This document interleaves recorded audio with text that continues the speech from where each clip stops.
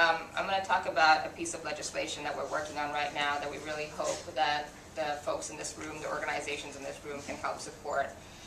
It's called the Domestic Violence Survivors Justice Act. And what this bill would do would allow judges to have discretion during the sentencing phase. Right now, the way that the judicial system works in New York State, and probably most of the country, is that judges are forced to sentence people within certain guidelines that exist in the statute. So regardless of whether there was abuse in the crime, in the acts that took place, those mitigating factors can't be taken into account when a judge sentences a person. So what this bill would do would allow judges to go outside of the regular sentencing scheme and say, okay, if the abuse was directly related to the alleged crime, then the judge can sentence a woman to shorter sentences, and in some cases, probation and alternative to incarceration programs, which is what we really advocate for.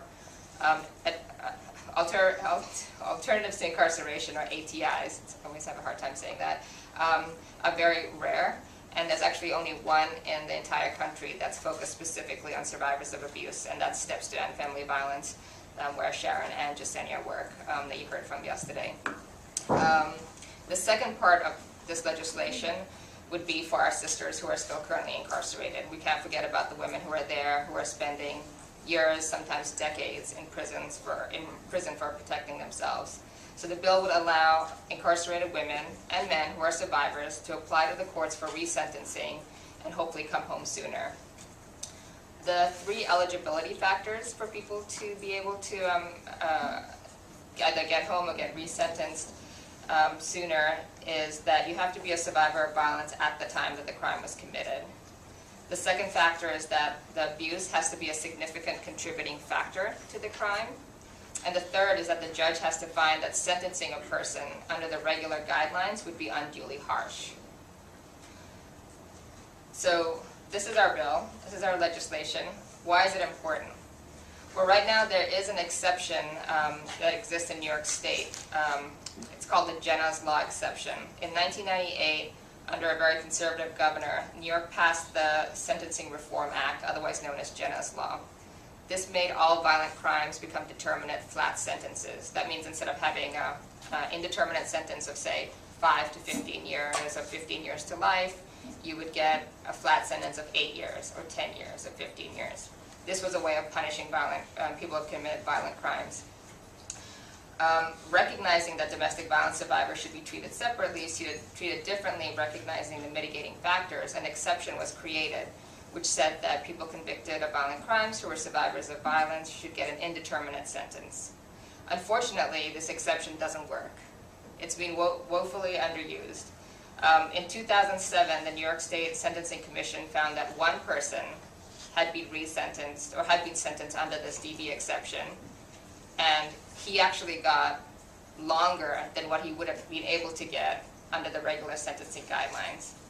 Plus, he was denied parole twice before he came home. In 2009, the same sentencing commission found that 0 people were sentenced under this DV exception. Another reason that this exception doesn't work is that it only includes crimes where people have either committed assault or homicide directly against their abuser. So a situation where a woman is coerced to be a robbery lookout or to be a getaway driver because her abuser says, I'm going to kill your kids if you don't get in the car and make sure that you're there at the end of the robbery, those survivors would not be covered under the current exceptions. What our bill would do was make sure that other kinds of crimes, say you're coerced to holding drugs in your house by your abuser, say you're a robbery lookout, say you bought a gun and you're convicted of criminal possession of a weapon, all of those women would also be covered by our legislation. What else? What am I missing from this legislation? It would save the state a lot of money. It costs $55,000 to incarcerate an adult in New York State per year, whereas it costs $11,000 to incarcerate a person, well, to have someone be in an alternative to incarceration program. Not only for the money reasons, for basic human rights reasons too. Prisons are not exactly the place to heal from abuse and violence that you've experienced. Prisons are not the place where you can reunify with your family to get the counseling that you need, that to deal with the issues or to avoid all these kind of collateral consequences that people with felony convictions have. Everything from being disenfranchised from voting, having a really difficult time getting housing, trying to deal with all the restrictions that parole have. They're just from the very beginning to the very end, the criminal justice system gives you barrier after barrier after barrier.